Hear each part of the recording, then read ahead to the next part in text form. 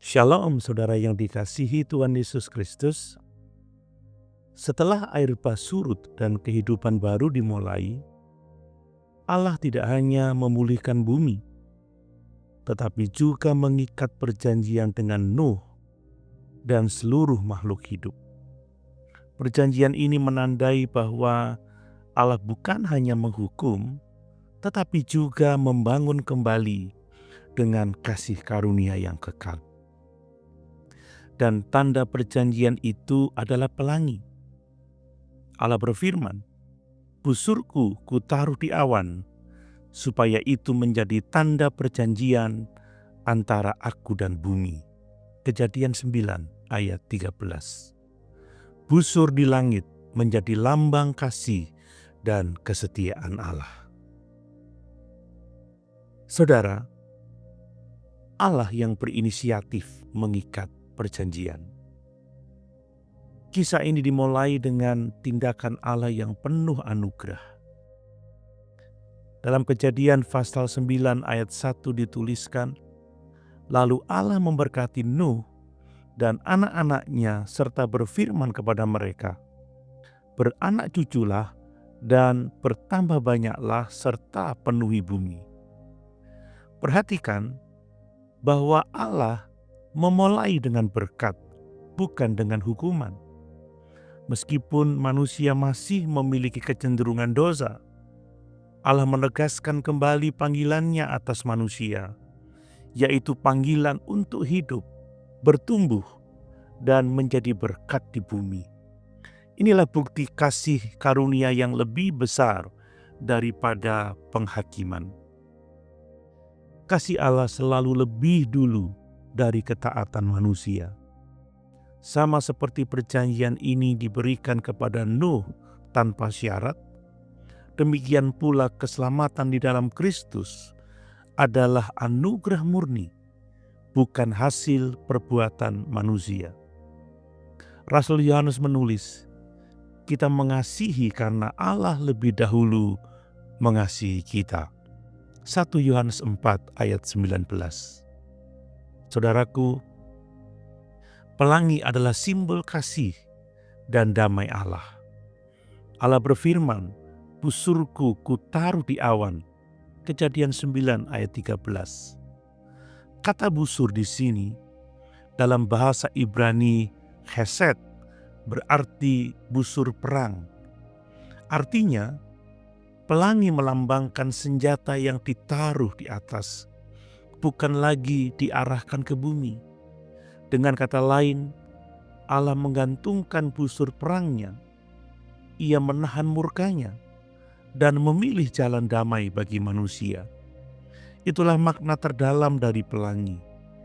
Penghakiman digantikan oleh belas kasihan. Setiap kali pelangi muncul di langit, Allah berkata, "Apabila busurku itu tampak di awan, aku akan mengingat perjanjianku." Kejadian 9 ayat 14 dan 15.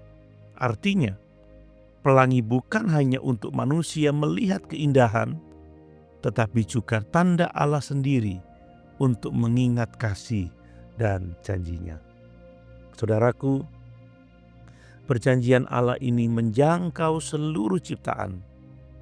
Menarik bahwa perjanjian ini tidak hanya diberikan kepada manusia, tetapi juga kepada segala makhluk hidup.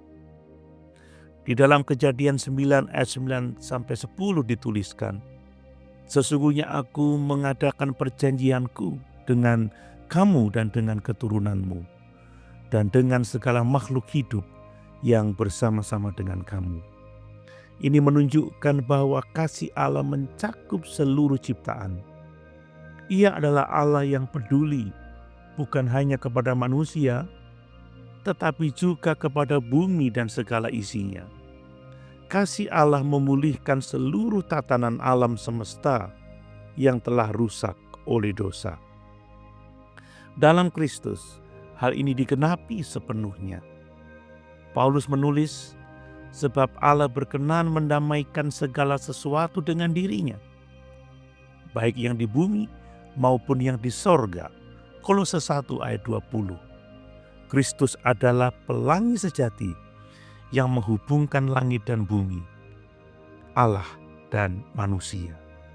Saudaraku, pelangi dan salib adalah dua tanda yang menunjukkan satu kasih.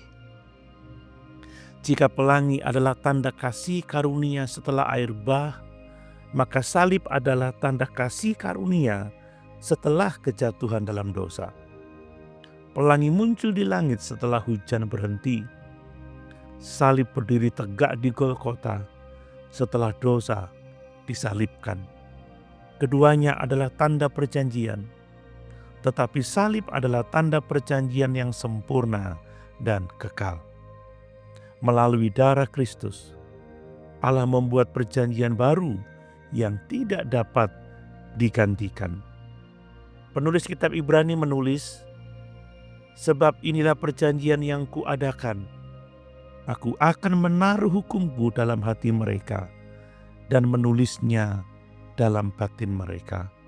Ibrani 8 ayat 10. Jika pelangi mengingatkan bahwa bumi tidak akan lagi dibinasakan oleh air, maka salib mengingatkan bahwa dosa kita tidak lagi diingat oleh Allah. Lagi ditulis, "Sebab aku akan menaruh belas kasihan terhadap kesalahan mereka dan tidak lagi mengingat dosa-dosa mereka." Ibrani pasal 8 ayat 12. Saudaraku, pelangi adalah pengingat harapan bagi dunia yang hancur. Setiap kali badai berlalu dan pelangi muncul, itu menjadi tanda bahwa kasih Allah masih bekerja. Bumi mungkin penuh dengan kekacauan, dosa, dan penderitaan, tetapi kasih setia Tuhan tidak pernah berubah. Pelangi mengingatkan kita bahwa di balik badai selalu ada kasih karunia. Dan di dalam Kristus, pelangi itu bukan lagi sekedar tanda di langit, tetapi realitas di hati orang percaya.